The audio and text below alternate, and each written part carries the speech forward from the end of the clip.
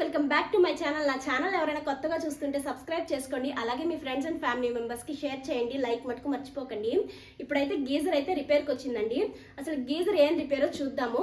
మామూలుగా అయితే red and green light వెలిగితే హాట్ వాటర్ అయితే వస్తాయి కదా, కానీ ఇది రెడ్ అండ్ గ్రీన్ లైట్ వెలిగినా హాట్ వాటర్ అయితే రావట్లేదు.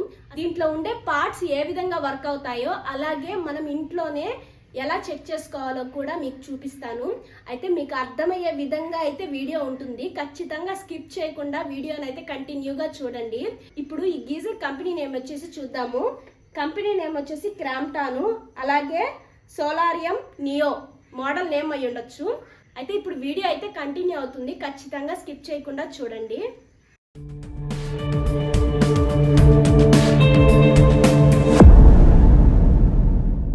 ఈ గీజర్ వాటర్ స్టోరేజ్ వచ్చేసి 3 లీటర్స్. దీని వాటేజ్ విషయానికి వస్తే 3 కిలో వాట్స్ అండి. ఇటువంటి ఇన్స్టెంట్ వాటర్ గీజర్ అన్నీ కూడా ఎక్కువగా 3 కిలో వాట్సే ఉంటాయి. ఇప్పుడు ఈ గీజర్ని అయితే ఓపెన్ చేసుకుందాము. ఓపెన్ చేసుకోవాలంటే మనకి బాటమ్ సైడ్ అయితే స్క్రూ ఉంది, అలాగే బ్యాక్ సైడ్ కూడా ఇట్లా స్క్రూస్ అయితే ఇచ్చారు. ఈ వీటినన్నిటిని ఓపెన్ చేసుకొని అయితే చూపిస్తాను.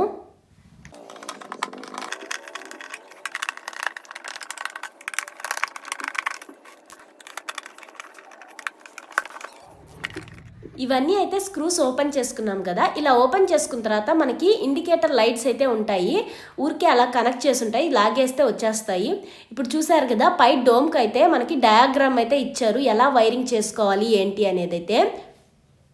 ఇప్పుడు ఈ ట్యాంక్కి ఓపెన్ చేసుకోవాలి అనుకున్నట్లయితే క్లాంప్ కాడ స్క్రూ అయితే ఉంది కదా, ఆ స్క్రూ అయితే ఓపెన్ చేసేసుకోవాలి. ఇది వచ్చేసి స్పాంజ్ లాగా ఇచ్చున్నారు కదా, మనకి వాటర్ అనేవి హీట్ అనేవి కొంతవరకు అంటే కొంత సమయం వరకు హీట్గా ఉండేదానికైతే ఇలా స్పాంజ్ అయితే ఇచ్చారు. అలాగే 5 స్టార్ ఉండే గీజర్లకైతే థర్మాకాల్తో మొత్తం అయితే కన్సీల్ చేసేస్తారు. ఇది 3 స్టార్ గీజర్ కాబట్టి ఇలా స్పాంజ్ లాగా అయితే ఇచ్చారు. ఇప్పుడు దీని క్లాంప్ అయితే ఓపెన్ చేసుకున్నాం కదా, అలాగే బ్యాక్ సైడ్ కూడా స్క్రూస్ అయితే ఇచ్చారు. ఆ స్క్రూస్ కూడా అయితే ఓపెన్ చేసేసుకోవాలి. ఈ స్క్రూస్ ఓపెన్ చేసుకున్న తర్వాత మనము ట్యాంకీ కింద అయితే మీకు ఇప్పుడు చూపిస్తున్నారు కదా, అలాగైతే తీసుకోండి. ఇక్కడ లోపల హోల్ అనేది ఉంటుంది కదా, అలా హోల్లో నుంచి పవర్ కార్డ్ కేబుల్ అలాగే ఈ సేఫ్టీ వాల్ పైపును కూడా అయితే తీసేసుకోవాలి. దీని వైరింగ్ చూసుకున్నట్లయితే పేస్ అనేది రీసెట్ థర్మాస్టాట్కి ఇన్పుట్ కనెక్ట్ అయి ఉంటుంది. గ్రీన్ కలర్ స్లీవ్ ఉండేది చూసారు కదా, ఇదైతే ఎర్తింగ్ అండి. న్యూట్రల్ అనేది ఫిల్మెట్కి డైరెక్ట్గా ఉంది. దీన్ని వచ్చేసి రీసెట్ థర్మాస్టాట్. ఇది లోపల వాటర్ ఉంటాయి కదా, ఆ టెంపరేచర్ 85 డిగ్రీస్ మీద ఉన్నట్లయితే ట్రిప్ అయిపోయి ఓపెన్ అయిపోతుంది. దీని పక్కన వైట్ కలర్ బటన్ ఉంది కదా, ఇది రీసెట్ చేస్తే మళ్ళీ ఆన్లోకి వస్తుంది. ఇది వచ్చేసి ఆటోమేటిక్ థర్మాస్టాట్ అండి. ఇది టెంపరేచర్ వచ్చేసి 65 డిగ్రీస్ మీద ఆన్ ఆఫ్ అవుతుందండి. ఈ థర్మాస్టాట్ ఆన్ ఆఫ్ చేయకుండా డైరెక్ట్ అయిపోతుందో అప్పుడు వాటర్ అనేది 85 డిగ్రీస్కి వస్తే రీసెట్ థర్మాస్టాట్ అనేది ట్రిప్ అయిపోతుంది. మళ్ళీ రీసెట్ చేయాలి అనుకుంటే గీజర్లో ఉండే వాటర్ హీట్ అనేది తగ్గిన తర్వాతే రీసెట్ చేసుకోవాలి. ఒక్కొక్కసారి ఆటోమేటిక్ థర్మాస్టాట్ బాగున్నా రీసెట్ థర్మాస్టాట్ ట్రిప్ అయిపోతుంది. అటువంటి సందర్భంలో రీసెట్ థర్మాస్టాట్ని రీసెట్ చేసి గమనించుకోవాలి. రీసెట్ చేసినా కూడా మళ్ళీ మాటికి ట్రిప్ అవుతున్నట్లయితే ఖచ్చితంగా ఆటోమేటిక్ థర్మాస్టాట్ని చెక్ చేసుకొని అడ్జస్ట్మెంట్ లేదా చేంజ్ అయితే చేసుకోవాలి.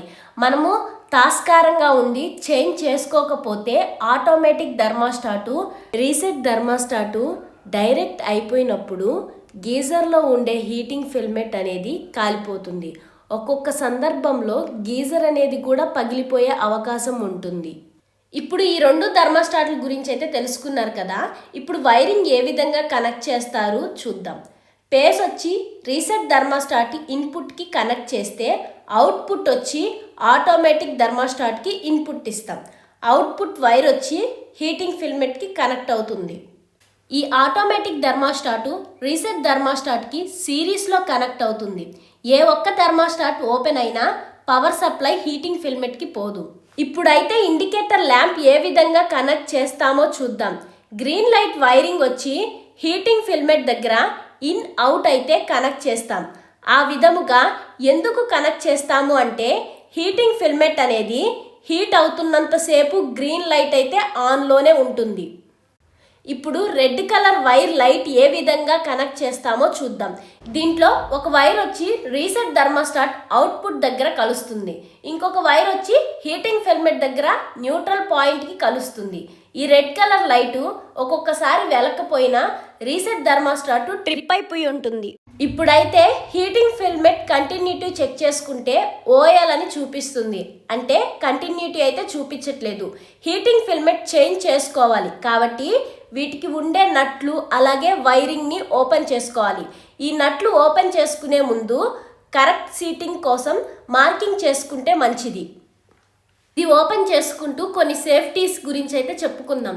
గీజర్ బిగించుకునే వాళ్ళు పర్ఫెక్ట్ ఎర్తింగ్ పెట్టించుకోవడం మంచిది, లేదా ఆర్సీసీబీ బిగించుకున్నా మంచిది. ఈ రెండు ఉన్నా ఇంకా మంచిదండి. మనము ఎర్తింగ్ ఆర్సీసీబీ బిగించుకోకపోతే మనం ఎలక్ట్రికల్ ఎక్విప్మెంట్స్ అయితే కొంటాం కదా, అవి కాలిపోయినప్పుడు ఆ ఎక్విప్మెంట్కి షాక్ అనేది వస్తుంది.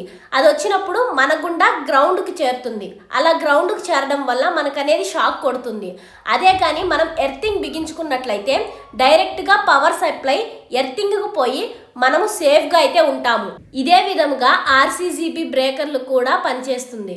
ఇది ఎలా పనిచేస్తుందంటే ఎలక్ట్రిక్ షాక్ అనేది మనకి కొట్టినప్పుడు మన గుండా ఎలక్ట్రాన్స్ గ్రౌండ్కి చేరినప్పుడు ఆటోమేటిక్గా ఆర్సీసీబీ అనేది ట్రిప్ చేస్తుంది.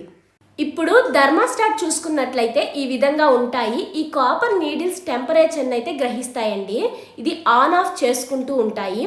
ఇప్పుడు ఫిల్మెంట్ అయితే ప్రాబ్లం అని చెప్పాను కదా, ఆ ఫిల్మెంట్ బయటికి తీసుకోవాలంటే ఫస్ట్ మనము ఈ నట్లన్నీ అయితే ఓపెన్ చేసుకోవాలి. నట్లన్నీ ఓపెన్ చేసుకున్న తర్వాత గ్యాస్ కట్ రబ్బర్ అయితే ఉంటుంది. అది తీసేటప్పుడు అయితే జాగ్రత్తగా తీసుకోవాలి. ఎందుకంటే స్క్రూ డ్రైవర్తో తీసేటప్పుడు ఆ గ్యాస్ కట్ అనేది కట్ అయ్యి వాటర్ అయితే లీకేజ్ వచ్చే అవకాశం అయితే ఉంటుంది. అందుకనైతే మనము నీట్గా అయితే ఆ గ్యాస్ కట్ని స్లోగా అయితే తీసుకోవాలి, ఆ రబ్బర్కి అనేది డ్యామేజ్ కాకుండా.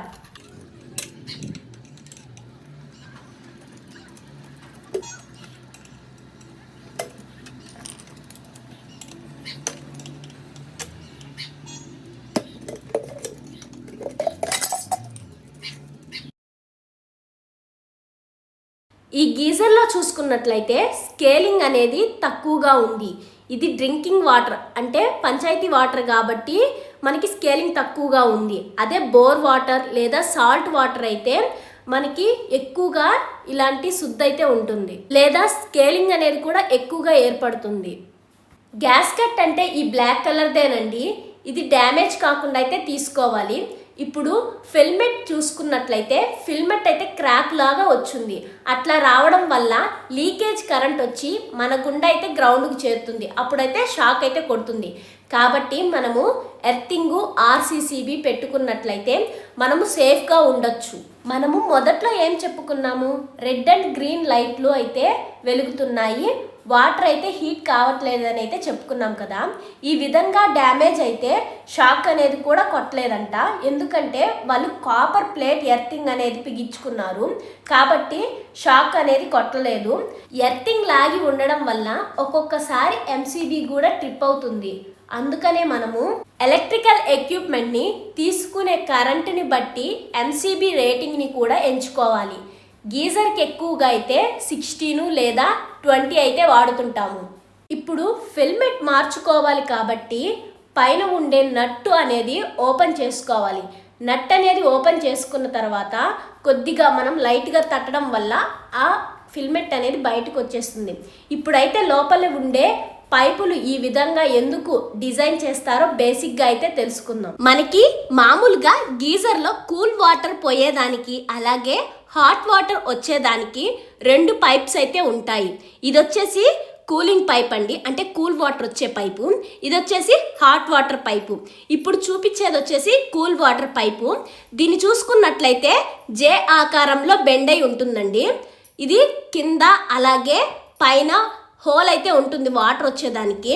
ఇప్పుడు చూసినట్లయితే హాట్ వాటర్ పైప్ అనేది హైట్లో ఉంటుంది. ఆ విధంగా ఉండటానికి కారణం ఏంటంటే వాటర్ అనేటివి హీట్ అవ్వడం వల్ల దాని డెన్సిటీ అనేది తగ్గి హాట్ వాటర్ అంతా పై భాగానికి చేరుకుంటుంది. అందువల్ల అలా హాట్ వాటర్ అయితే వస్తూ ఉంటాయి.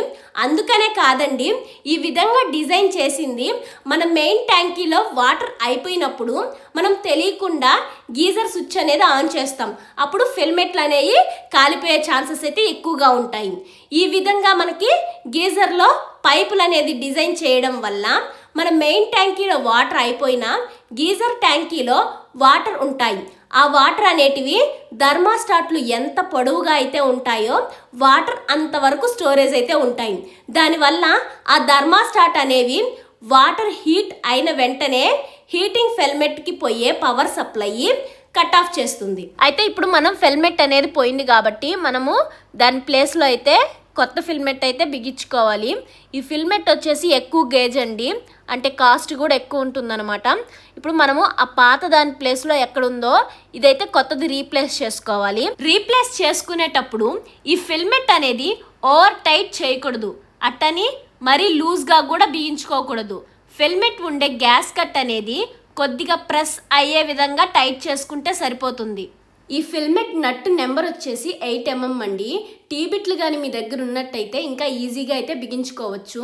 ఇప్పుడు థర్మాస్టాట్లు బాగున్నాయా లేదా అనేది ఎలా చెక్ చేసుకోవాలో చూద్దాము. ఇవి సిరీస్లో కానీ లేదా మల్టీమీటర్లో కానీ క్లాంప్ మీటర్లో కానీ లేదా టెస్టింగ్ ల్యాంప్లో అయినా కూడా చెక్ చేసుకోవచ్చు. ఇప్పుడు నా దగ్గర అయితే క్లాంప్ మీటర్ ఉంది, దాంతో అయితే చెక్ చేసుకుంటున్నాను బజర్ మోడ్లో పెట్టి. ఇప్పుడైతే బజర్ మోడ్లో అయితే కంటిన్యూగా మోగుతుంది కదా, ఇప్పుడు అది హీట్ చేసినప్పుడు కట్ ఆఫ్ కావాలి. ఇదైతే హీట్ చేసినప్పుడు కట్ ఆఫ్ అయితే అయింది. ఒకవేళ ఇది కట్ ఆఫ్ కాకపోతే ఫెయిల్ అయిపోయిందని అర్థము. అట్లాగే రీసెట్ థర్మాస్టాట్ని కూడా చెక్ చేసుకోవాలి. అది కూడా కట్ ఆఫ్ అయితే థర్మాస్టాట్లో ఉండే రీసెట్ బటన్ అయితే కొద్దిగా అయితే పైకి వస్తుంది. అది హీట్ తగ్గిన తర్వాత అయితే మనం దాన్ని పుష్ చేస్తే రీసెట్ అయితే అవుతుంది, మళ్ళీ నార్మల్ పొజిషన్కి అయితే వచ్చినట్లే. ఇప్పుడు ఇవన్నీ చెక్ చేసుకున్న తర్వాత మనము బిగించుకునేది ముందుగానే మార్కింగ్ అయితే చేసి పెట్టుకున్నాం కదా, ఆ మార్కింగ్ దగ్గరకు అయితే తీసుకొని వచ్చి మొత్తం అయితే ఫిట్ చేసేసుకోవాలి. అలా మార్కింగ్ దగ్గర కాకుండా ఒక సైడ్కి కానీ ఫిట్ చేసుకుంటే అదైతే ఫిట్ అవ్వదండి. జాగ్రత్తగా చూసి కొత్త వాళ్ళైతే మార్కింగ్ చేసుకోండి ఖచ్చితంగా. అలా మార్కింగ్ చేసుకోవడం వల్ల మనము మళ్ళీ ఫిట్ చేసేటప్పుడు ఈజీగా ఫిట్ అయిపోతుంది. ఇప్పుడైతే ఇది మేమైతే మొత్తం ఫిట్ చేసి మీకైతే చూపిస్తాము.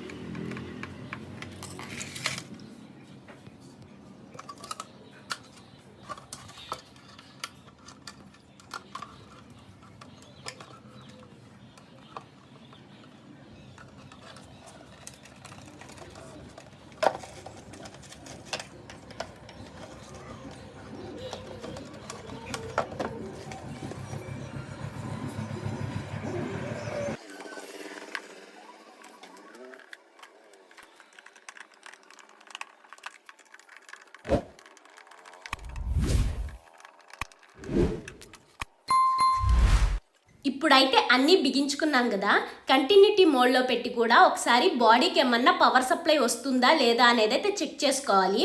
ఇదైతే బాగానే ఉందండి, బాడీకి అయితే షాక్ కొట్టట్లేదు. ఒకవేళ గీజర్కి పవర్ సప్లై ఇవ్వాలి అన్నట్లయితే గీజర్లో ఉండే వాటర్ ట్యాంక్ అనేది ఫుల్ అయ్యి అవుట్పుట్ వాటర్ వచ్చేంత వరకు పవర్ సప్లై అనేది ఆన్ చేయకూడదు. ఒకవేళ ఆన్ చేసినట్లయితే ఫిల్మెంట్ ఓవర్ హీట్ అయ్యి కాలిపోయే అవకాశాలు అయితే ఎక్కువగా ఉంటాయి. ఇంతేనండి, ఈ వీడియో అయితే చూశారు కదా. ఈ వీడియోలో మీకు డీప్గా కూడా గీజర్ని ఎలా వాడుకోవాలి, ఎలా మెయింటైన్ చేస్తే ఎలా లైఫ్ వస్తుంది అంతా అయితే వీడియోలో చెప్పున్నాను. ఈ video me friends and family మెంబర్స్కి కూడా షేర్ చేయండి. అలాగే లైక్ ఇచ్చి సబ్స్క్రైబ్ చేసుకోండి. నెక్స్ట్ వీడియోలో మళ్ళీ కలుసుకుందాం. Bye bye.